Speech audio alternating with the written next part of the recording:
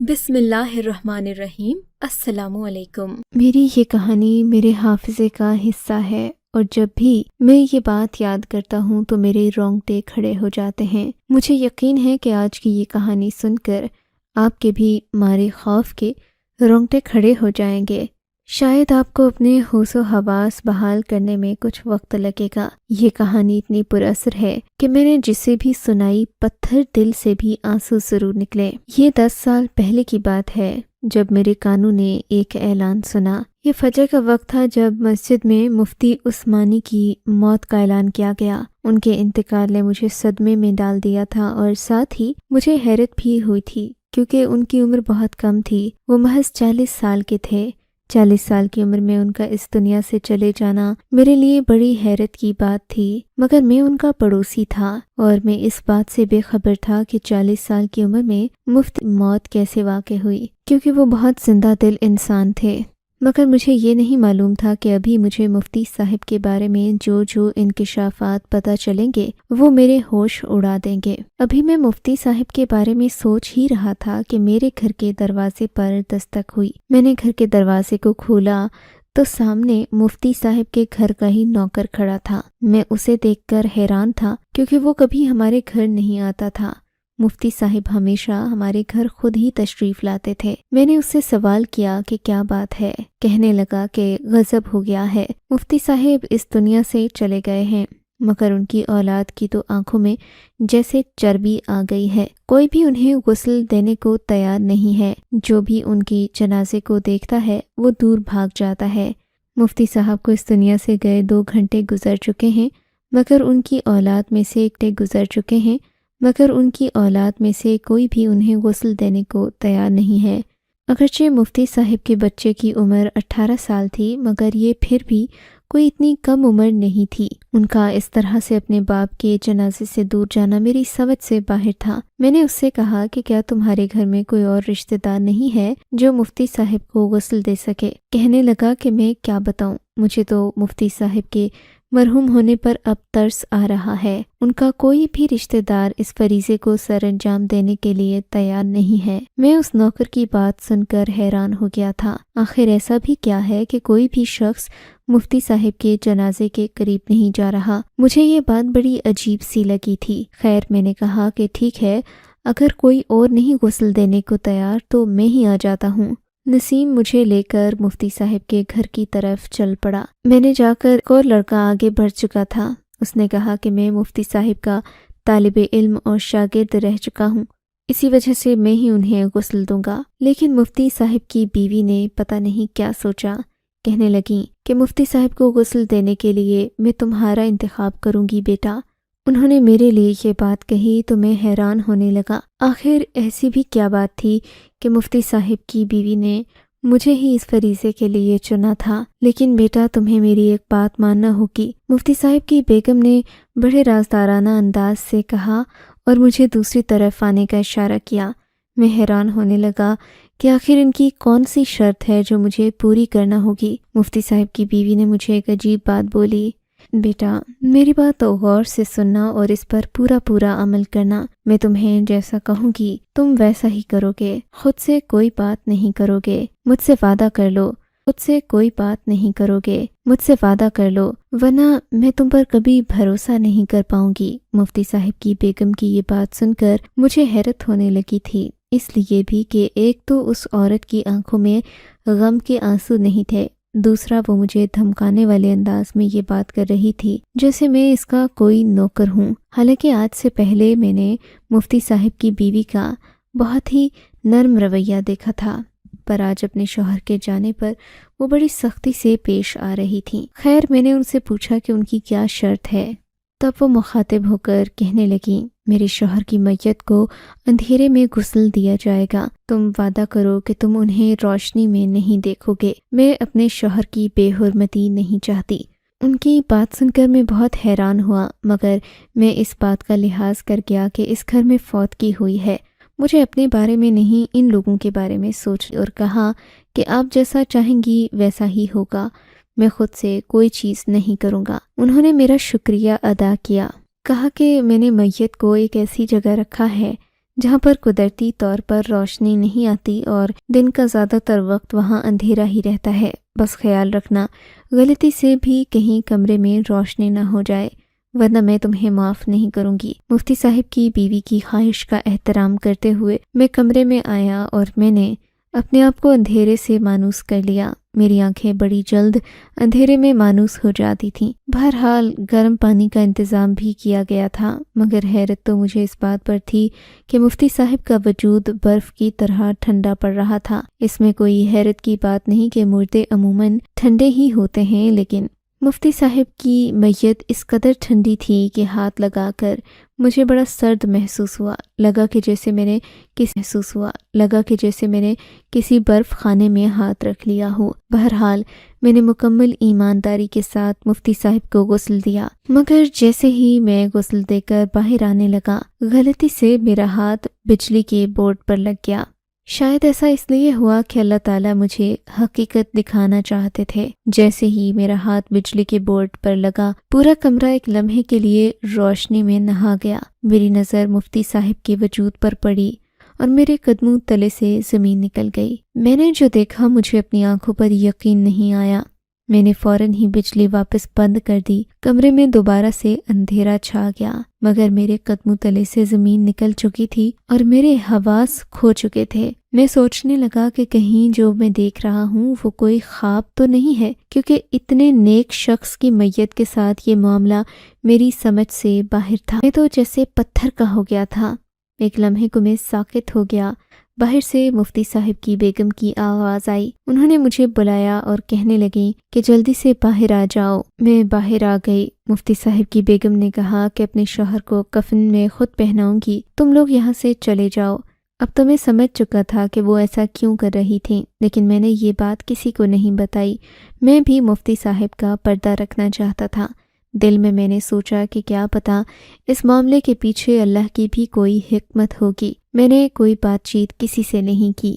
مفتی صاحب کی بیگم نے کہا کہ میں اپنے شوہر کو خود ہی کفن پہناؤں گی، مگر جیسے ہی جنازے کو باہر رکھا گیا، میت کے چہرے کو مکمل طور پر کفن سے ڈھانپ دیا گیا تھا۔ جنازے میں مفتی صاحب کے بہت سارے شاگرد بھی آئے ہوئے تھے۔ ہر کوئی یہی چاہتا تھا کہ وہ مفتی صاحب کی میت کا آخری دیدار کر لے، مگر ان کی بیوی نے اس بات کو کرنے سے سختی سے منع کر دیا۔ کہا کہ میرے شوہر کا چہرہ کوئی بھی نہیں دیکھ سکتا سوائے میرے۔ لوگوں کو ان کی ذہنی حالت پر شک ہونے لگا، مگر وہ یہ بات بڑے ہوش و حواس میں کر رہی تھیں۔ انہوں نے سنجیدگی سے کہا کہ میں نہیں چاہتی تم لوگ میرے شوہر کا چہرہ دیکھو۔ اگر یقین نہیں آتا تو یہ وصیت پڑھ کر دیکھ لو۔ اس میں صاف طور پر لکھا ہوا ہے کہ مرنے کے بعد کوئی میرا چہرہ نہیں دیکھے گا اور مجھے اندھیرے میں غسل دیا جائے گا۔ یہ بات بڑی حیران کرنے والی تھی۔ مفتی صاحب کی بیگم نے کہا کہ ابھی وصیت کا ایک اور حصہ بھی ہے جو میں بعد میں بتاؤں گی۔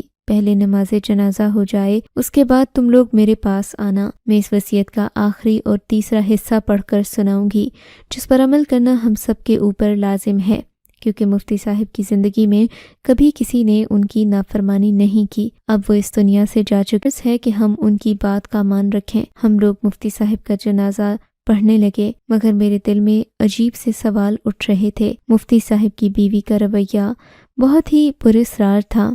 ایسے لگتا تھا کہ وہ کسی احساس جرم کے تلے دبی ہوئی ہیں، مگر انہوں نے اپنی زبان سے کسی چیز کا اظہار نہیں کیا۔ بس وہ پریشان دکھائی دے رہی تھیں۔ اپنے شوہر کی میت کو لے کر انہوں نے بہت ساری باتیں سب کو سمجھا دی تھیں۔ نماز جنازہ پڑھنے کے بعد نور بیگم نے سب لوگوں کو اکٹھا کیا اور ان کے شاگردوں کو بلا کر کہا کہ مفتی صاحب نے مرتے ہوئے ایک وصیت کی ہے جسے پورا کرنا تم لوگوں پر لازم ہے۔ وہ سعودی عرب کی پاک سرزمین میں دفن ہونا چاہتے ہیں۔ ان کے تعلقات بھی بے شمار تھے، مگر ایک مردہ انسان کے کیا تعلقات ہوتے ہیں۔ تم لوگ ان کی زندگی میں ان کے ساتھ رہے، مرنے کے بعد بھی ان کا ساتھ مت چھوڑو۔ میں جانتی ہوں کہ ایسا کرنا آسان نہیں ہے، مگر مفتی صاحب کی یہ خواہش تھی کہ انہیں سعودی عرب کی پاک سرزمین میں دفنایا جائے، اس لیے ان کی خواہش کو پورا کرنے کے لیے تم میں سے کوئی بھی کسی بڑے آدمی سے رابطہ کرے اور ان کی اس خواہش کو آگے پہنچا دے۔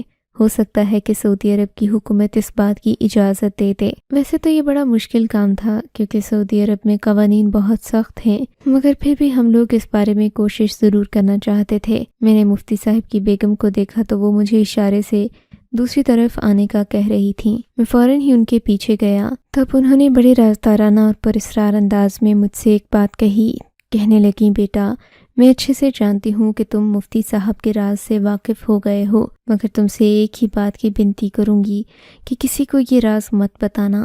اگر تم نے یہ راز کھول دیا تو میرے لیے اس دنیا میں رہنا مشکل ہو جائے گا۔ مفتی صاحب کی بیوی کی یہ بات سن کر میں انہیں حیرت بھری نگاہوں سے دیکھ رہا تھا۔ مجھے اس بات کا اندازہ تو تھا کہ میں ان کے ایک بہت بڑے راز کا امین ہوں، مگر ان کا یہ راز ان کی کمزوری ہے، اس بات سے میں واقف نہیں تھا۔ میں نے ان سے وعدہ کر لیا کہ میں یہ بات کسی کو نہیں بتاؤں گا۔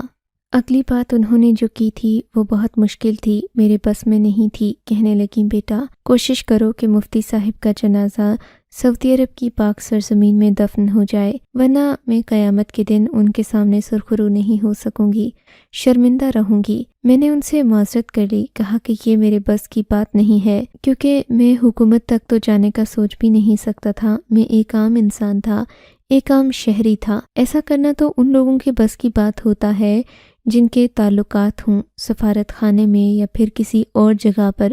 میں تو کسی کو جانتا تک نہیں تھا۔ بہرحال مفتی صاحب کی بیگم کی اس بات کو پورا کرنا کسی کے لیے بھی ممکن نہیں تھا۔ یہ بات سب لوگوں میں پھیل گئی۔ جنازے میں شرکت کرنے والے باقی لوگوں کو بھی اس بات کا علم ہو گیا کہ مفتی صاحب کیا وصیت کر کے گئے ہیں۔ پہلی 2 وصیتیں تو کسی کی سمجھ میں نہیں آئی تھیں، مگر یہ والی مشکل ہی اتنی تھی کہ سمجھ آنے کے باوجود بھی کوئی پورا نہیں کر سکتا تھا۔ خیر پورے مجمع میں ہلچل مچ چکی تھی۔ سوچنے لگے کہ اب اس مسئلے کا کیا حل نکالیں، کیونکہ مفتی صاحب کی خواہش کو پورا کیے بغیر ان کو دفنایا بھی نہیں جا سکتا تھا۔ پھر سب لوگوں نے مشورہ کیا، مفتی صاحب کی بیوی بھی اس مشورے میں شامل تھیں۔ سب لوگوں نے مشترکہ فیصلہ کیا کہ جب تک سعودی حکومت اس بات کی اجازت نہیں دے دیتی کہ مفتی صاحب کو یہیں پر دفنایا جائے، تب تک امانتاً انہیں کسی اور قبرستان میں دفن کر دیتے ہیں، ورنہ ایسے تو ان کی وصیت کی بے حرمتی ہو جائے گی۔ بیگم صاحبہ نے بھی اس بات پر اتفاق کیا تھا۔ اب سب لوگوں نے مل کر ایک قبرستان ڈھونڈا جو کہ قریب میں ہی واقع تھا، مگر اس میں ایک مسئلہ تھا، وہ یہ کہ یہ قبرستان مسلمانوں کا نہیں تھا بلکہ غیر مسلموں کا قبرستان تھا۔ یہاں پر لاشوں کو مختلف طریقوں سے ٹھکانے لگایا جاتا تھا۔ ہم چونکہ مسلمان تھے، ہمارے لیے یہاں پر جنازے کو دفنانا کوئی آسان بات نہیں تھی، مگر چونکہ مذہبی طبقے میں لوگ بڑے رحم دل ہوتے ہیں تو ان لوگوں نے ہماری بات مان لی۔ ویسے بھی وہ چاہتے تھے کہ ان کے مذہب کے بارے میں اچھی باتیں پھیلیں۔ نور بیگم نے بھی اس بات پر کوئی اعتراض نہیں کیا کہ مفتی صاحب کو وقتی اسی قبرستان میں دفنایا جائے، پر ہم اس بات سے واقف نہیں تھے کہ آنے والا وقت ہمارے لیے بہت مشکل اور دکھی کر دینے والا ہوگا۔ کوئی سوچ بھی نہیں سکتا کہ ایسے واقعات انسان کی زندگی میں رونما ہو سکتے ہیں۔ ہم لوگوں نے اسی قبر اور مفتی صاحب کو دفنا دیا۔ قبر کھودتے ہوئے مجھے ایسا لگ رہا تھا جیسے میں پسینے میں شرابور ہو رہا ہوں، اور اتنی زیادہ گرمی محسوس ہو رہی تھی جیسے یہ گرمی قبر کھودنے کی وجہ سے نہیں بلکہ اس قبر کے اندر سے کوئی آگ نکل رہی ہو۔ اس بات کو میں نے وقتی نظر انداز کر دیا تھا، مگر 2-3 اور لڑکوں کو بھی ایسا ہی محسوس ہوا۔ بہرحال ہم لوگوں نے اسے موسم کی گرمی سمجھا۔ مفتی صاحب کو قبر میں دفنا کر ہم لوگ وہاں سے آ گئے، پر میرا دل بری طرح سے دھڑک رہا تھا۔ ایسا لگتا تھا کہ کچھ غلط ہونے والا ہے۔ پتہ نہیں کیوں میرا دل بار بار چاہتا تھا کہ میں جاؤں اور جا کر دیکھوں۔ میں جا کر دیکھنا چاہتا تھا کہ ان کی قبر کا کیا حال ہے، مگر کوئی چیز مجھے روک رہی تھی۔ گھر آ کر یہ بات میں نے اپنی اماں کو بتائی۔ اماں کو میں نے مفتی صاحب کا وہ راز بھی بتا دیا جو کہ ان کی بیگم نے مجھے کسی کو بھی بتانے سے منع کیا تھا، مگر میں اپنی ماں سے ہر ایک بات کر لیتا تھا۔ ان سے میں نے کبھی کچھ نہیں چھپایا تھا۔ میری بات سننے کے بعد وہ بھی سوچ میں پڑ گئیں۔ کہنے لگیں کہ اس بات کا پتہ تو تب ہی چلے گا جبکہ ان کی قبر کو دوبارہ سے کھودا جائے گا، کیونکہ تم لوگوں نے انہیں امانتاً دفن کیا ہے، اور جب سعودی حکومت سے اجازت ملے گی تو پھر اس قبر کو دوبارہ سے کھولا جائے گا۔ قبر کھولنے کے بعد مفتی صاحب کو یہاں سے نکال کر کسی دوسری قبر میں منتقل کیا جائے گا، تب تم بھی ضرور جانا بیٹا اور اپنے ایمان کو تازہ کر آنا۔ مفتی صاحب کو سعودی عرب میں دفن ہونے کی اجازت ملے گی، پر وہ وہاں دفن نہیں ہو پائیں گے۔ اماں نے عجیب سی بات کر دی تو میں ان کے چہرے کو تکنے لگا۔ یہ کیسی بات کر رہی ہیں آپ اماں؟ بیٹا تم مجھ سے شرط لگا لو، مفتی صاحب کبھی بھی اس قبرستان میں دفن نہیں ہو پائیں گے، انہیں اجازت نہیں ہو پائیں گے۔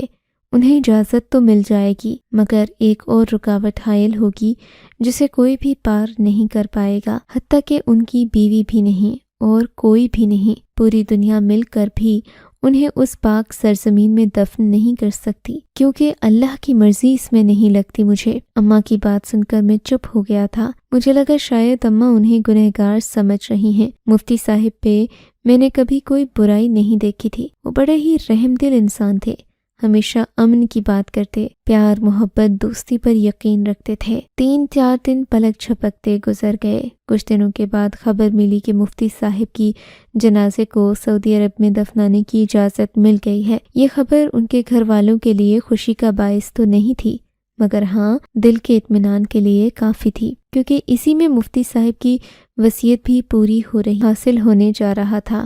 میں بھی مطمئن تھا کہ چلو مفتی صاحب کی آخری خواہش تو پوری ہو جائے گی، پر بار بار مجھے اماں کی وہ بات یاد آ رہی تھی کہ بیٹا سب کچھ کرنے کے باوجود بھی مفتی صاحب اس پاک سرزمین میں دفن نہیں ہو سکیں گے۔ تم اس بات کو مجھ سے لکھوا لو، ایسا ہی ہوگا جیسا میں کہہ رہی ہوں۔ اماں کی بات بار بار میرے ذہن میں آتی۔ یوں میں مفتی صاحب کے گھر پہنچ گیا۔ وہاں پر ایک عجیب سا سناٹا چھایا ہوا تھا۔ میں نے دیکھا تو ان کی بیگم پھوٹ پھوٹ کر رو رہی تھیں۔ میں نے وجہ پوچھی تو کہنے لگیں کہ بیٹا میں تمہیں بتا نہیں سکتی جو ہوا ہے۔ میں نے تو مفتی صاحب کا پردہ رکھنے کی بہت کوشش کی، لیکن اللہ جسے سزا دینا چاہے اسے کون بچا سکتا ہے۔ تم تو جانتے ہی ہو، شاید یہ خبر تم نے بھی سن لی ہوگی۔ مفتی صاحب کا بلاوا تو آ گیا تھا۔ سعودی عرب کی پاک سرزمین میں دفن ہونے کی اجازت بھی انہیں مل گئی تھی، لیکن بیٹا جب اللہ نہ چاہے تو پھر وہ نہیں ہو پاتا جو انسان چاہتا ہے۔ مفتی صاحب کو امانتاً جہاں دفن کیا تھا، ہم لوگ ان کی میت کو وہاں سے نکالنے جب قبرستان پہنچے تو سب نے ایک عجیب منظر دیکھا۔